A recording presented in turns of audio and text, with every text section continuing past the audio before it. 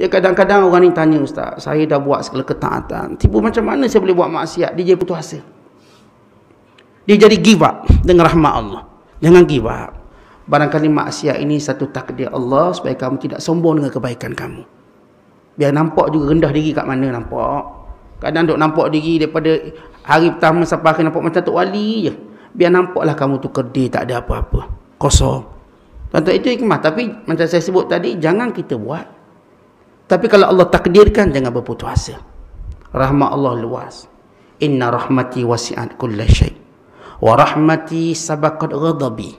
Rahmatku meliputi segalanya. Rahmatku mendahului kemarahanku. Seorang bila mohon ampun pada Allah, Allah ampunkan.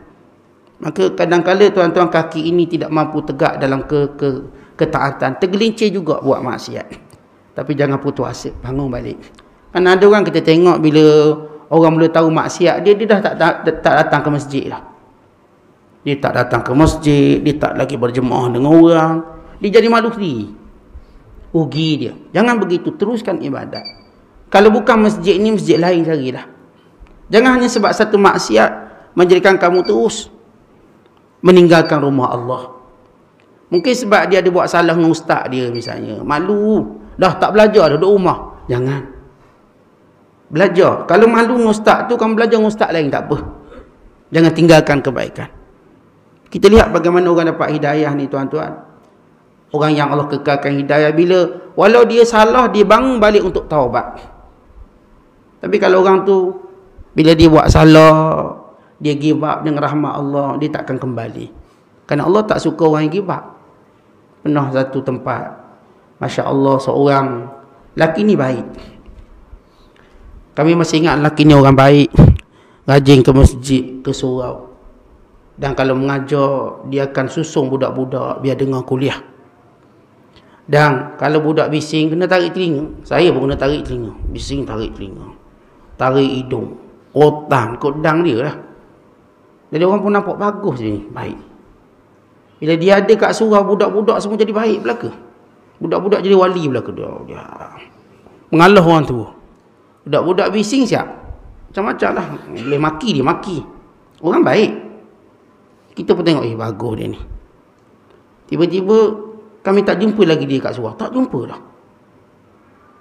Kami jumpa dia di rumah, tapi kami tak jumpa dia ke surau. Dia tak lagi dengar kuliah.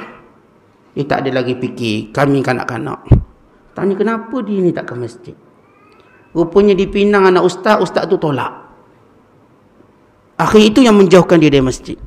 Oh, ada udang sebalik mi. Nak kahwin dengan anak Tok Guru. Tok Guru tu tolak, tak nak. Ni waktu Tok Guru mengajar lagi hebat dia jaga. Akal yang tua. Dia Minang tolak. Tentang sebab tolak tu je, dia menjauhkan diri dari rumah Allah. Tak belajar dah. Ada kat rumah ada. Tuh, sampai hari ini. Nak cerita. Ya, kadang-kadang bila kita buat taat, ada benda gangguan.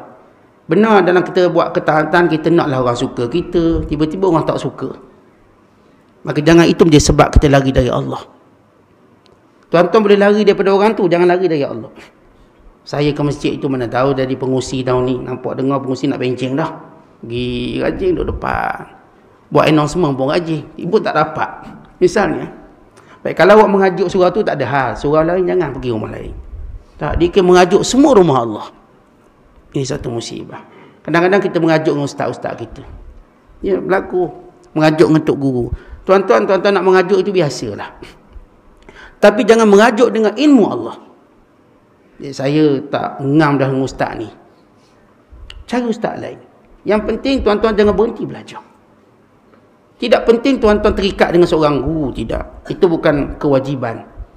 Cuma kita hari ni minat, kita duduk dengan ustaz tu. Tapi bila tuan-tuan tak minat ustaz tu, tak apa. Jangan tak minat ilmu Allah. Tak minat imam, saya tak ada masalah. Tak minat rumah Allah, masalah besar.